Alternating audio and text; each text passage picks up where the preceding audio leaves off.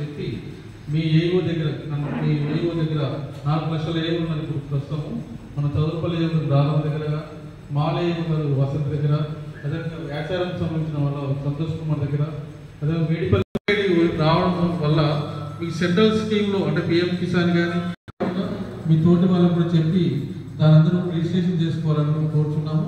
మీ village మీద కూడా మేము వస్తాము కానీ అయినా కూడా మీరు రిజిస్ట్రేషన్ ఒకవేళ ఉంటే చేసుకోవాల్సిందిగా కోరుతున్నాను. Thank you sir. Village secretary గారు తిరుపతి గారు మాట్లాడారు.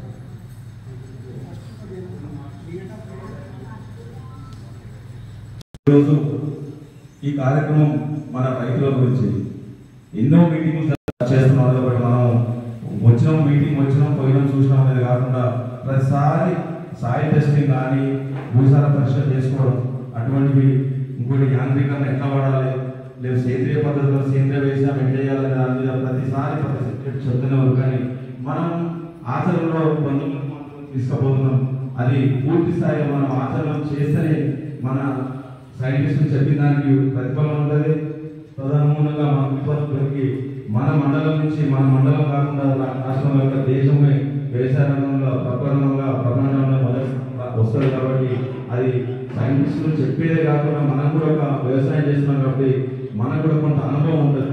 ఆ అనుభవాన్ని కూడా మనం వచ్చిన శాస్త్రవేత్తలతోటి పంచుకొని మన సమస్యలతో కూడా వాళ్ళ దృష్టికి తీసుకుంటే ఆ సమస్యను పరిష్కరించి